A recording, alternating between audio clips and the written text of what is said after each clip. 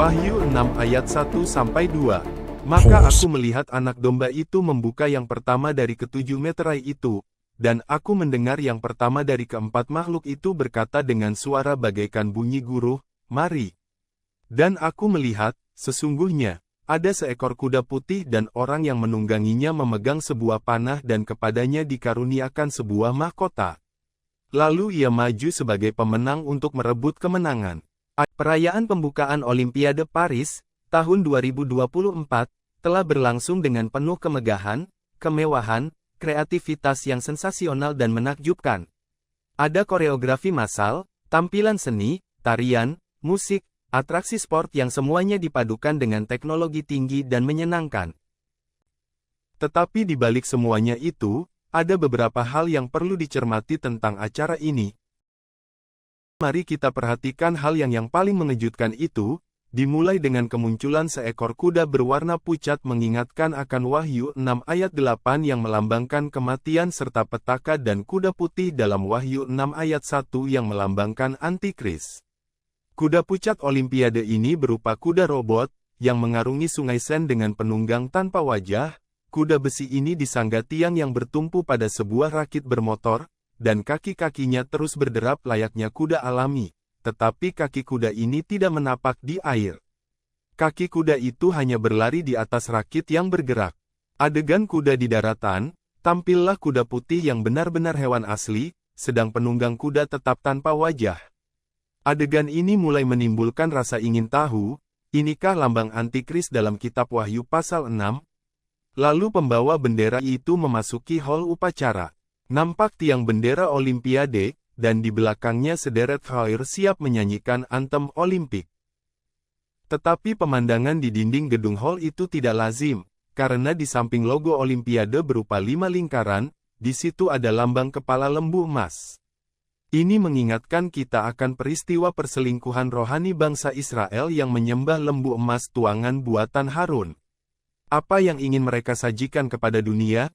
Apakah kuda putih, anak lembu emas, parodi perjamuan terakhir Tuhan Yesus, minion bermata satu, lagu Imagine, para drag queen, kehadiran kaum LGBT dengan segala cumbu rayu roman sesame gay, dan potongan kepala Marie Antoinette yang berbicara dalam Olimpiade 2024 hanyalah suatu kebetulan? Pasti tidak.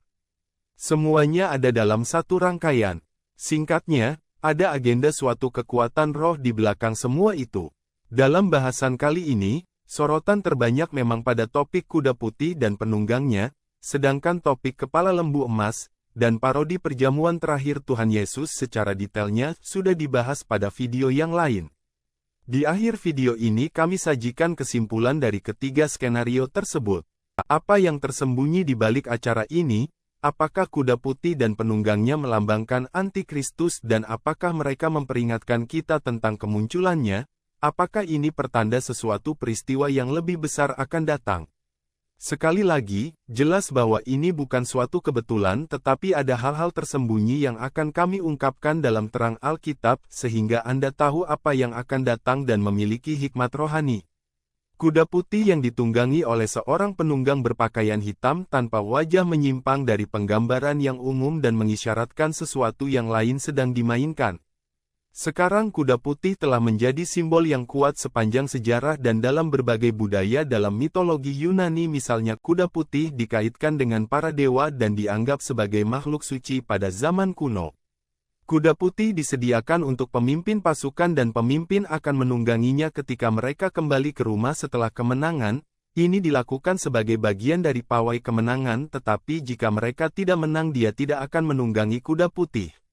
Pada abad pertengahan kuda putih digunakan untuk mewakili kebangsawanan, kemurnian dan kepahlawanan para ksatria namun makna kuda putih dalam Alkitab memiliki konotasi yang berbeda.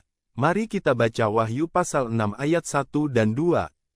Maka aku melihat anak domba itu membuka yang pertama dari ketujuh meterai itu, dan aku mendengar yang pertama dari keempat makhluk itu berkata dengan suara bagaikan bunyi guruh, "Mari." Dan aku melihat, sesungguhnya, ada seekor kuda putih dan orang yang menungganginya memegang sebuah panah dan kepadanya dikaruniakan sebuah mahkota. Lalu ia maju sebagai pemenang untuk merebut kemenangan. Di Wahyu 6 ini, Yohanes diundang untuk menyaksikan nubuatan ilahi. Ketika meterai dibuka oleh Kristus menandai awal dari serangkaian peristiwa penting, Yohanes melihat seekor kuda putih muncul di tempat kejadian seperti yang telah kami sebutkan di atas. Pada zaman dahulu kuda putih sering ditunggangi oleh tokoh-tokoh pejabat yang berkuasa dan pemimpin militer dalam kondisi perang dan merayakan kemenangan. Hewan-hewan ini tidak hanya simbol kemurnian dan kemuliaan tetapi juga mewakili kekuatan dan kekuasaan dan kecepatan.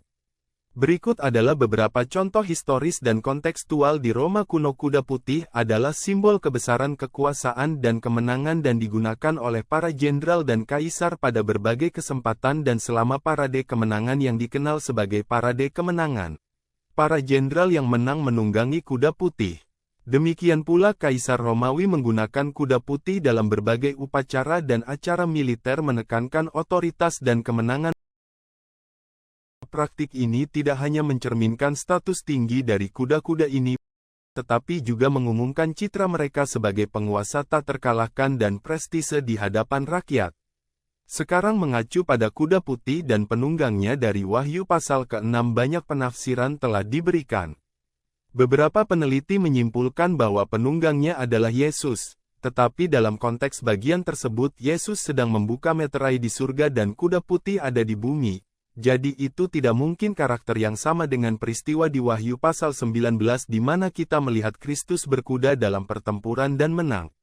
Kesimpulan, tampilnya ikon-ikon Alkitab dalam pembukaan Olimpiade 2024, seperti kuda putih dan penunggangnya, kepala lembu emas, dan parodi perjamuan terakhir memang merupakan suatu rangkaian agenda di tahun 2024 ini. Pembukaan Olimpiade 2024 juga menghadirkan penyanyi kawakan Celine Dion, penyanyi bersuara emas yang baru saja sembuh dari penyakit ini melantunkan lagu Imagine, karya John Lennon, maskot The Beatles. John Lennon pernah dengan pongah berkata bahwa, "Kami lebih terkenal daripada Yesus." John Lennon meninggal tanggal 8 Desember tahun 1980. Ketika seorang pemujanya yang bernama Mark David Chapman menembaknya sebanyak 5 kali. Generasi terkini hanya sedikit yang tahu tentang grup The Beatles. Lennon juga pernah berkata pada jurnalis Maureen Cliff, "Saya tidak tahu mana yang akan hilang duluan, rock and roll atau Kristen." Lirik lagu Imagine bila diterjemahkan ke bahasa Indonesia berbunyi, "Bayangkan tidak ada surga, mudah kalau kamu coba, tidak ada neraka di bawah kita. Di atas kita, hanya ada langit. Bayangkan semua orang, hidup untuk hari ini. Bayangkan tidak ada negara, tidak sulit untuk dilakukan, tidak ada yang perlu dibunuh atau diperjuangkan, dan tidak ada agama juga. Bayangkan semua orang, hidup dalam damai. Kamu mungkin bilang aku seorang pemimpi, tapi aku bukan satu-satunya. Aku harap suatu hari kamu akan bergabung dengan kami, dan dunia akan menjadi satu.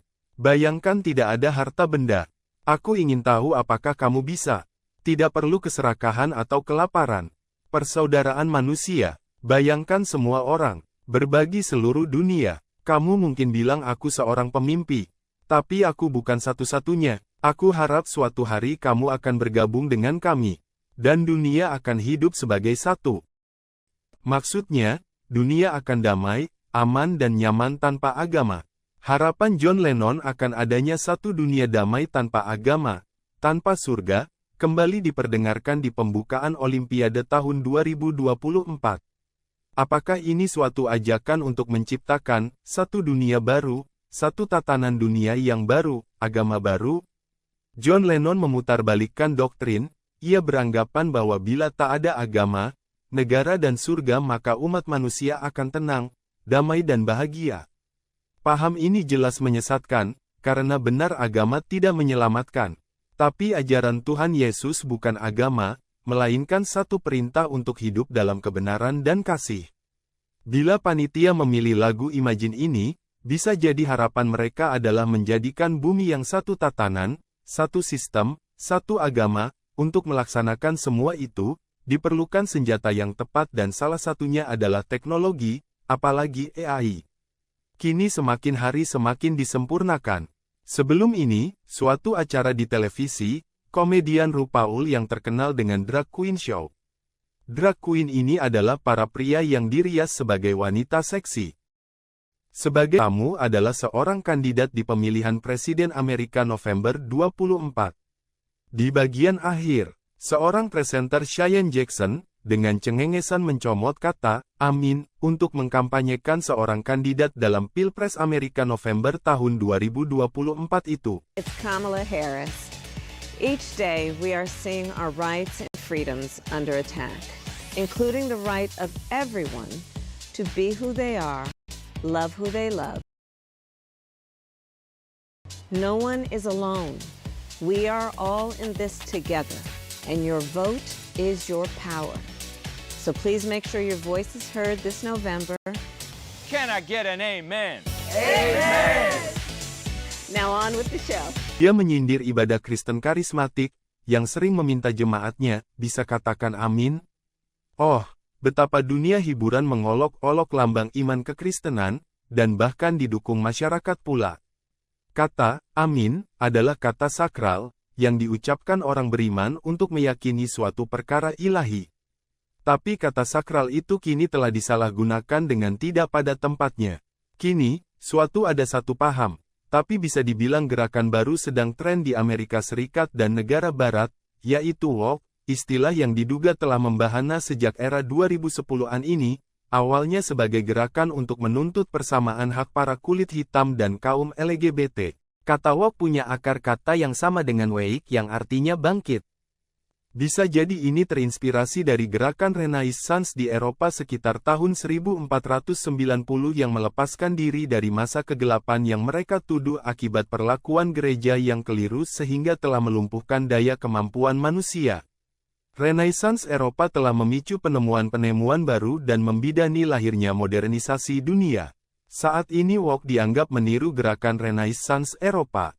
Woke juga sebagai sindiran, Great Awakening, suatu pergerakan kekristenan yang dimulai sekitar 1730-an yang menekankan kesalehan dan pembaharuan iman Kristen. Gerakan iman ini sangat didukung Calvinis dan kaum Puritan. Baik woke maupun Great Awakening, sama-sama berasal dari derivasi kata wake yang artinya bangkit. Rupanya woke ini yang menjadi tameng bagi para pemberontak iman yang mencari pembenaran.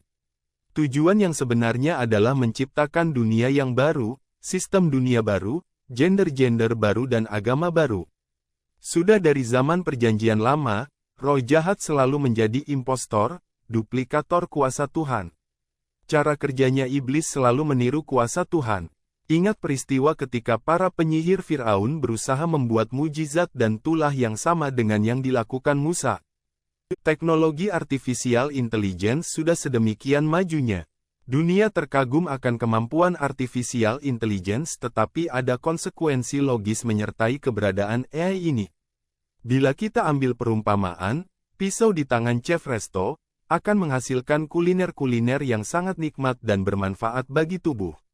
Tetapi pisau di tangan penjahat, bisa untuk merampok, atau bahkan membunuh.